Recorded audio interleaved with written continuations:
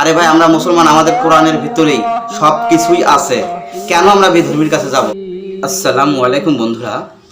আমি মনে করি যে ইসলাম এখনো এতটা দুর্বল হয় নাই যে তেল পরা, পানি পরা, ঝাড়ফুঁক করার জন্য একজন বিধর্মীর কাছে, অর্থাৎ হিন্দুর কাছে, বিধর্মীর কাছে যাওয়া লাগবে।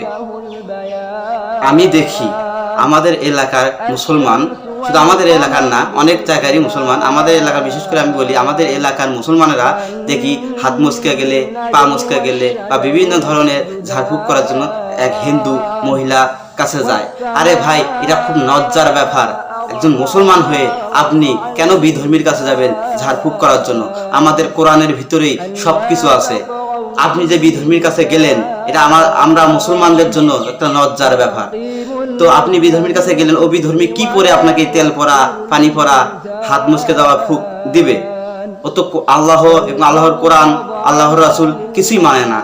এটা কঠিন একটা লজ্জার ব্যাপার। আমি মনে করি যারা এই যে বিধর্মীর কাছে ঝাড়ফুঁক করার জন্য যায়, তারা মুসলমান নামের কলঙ্ক। এরা মুসলমান নামের কলঙ্ক।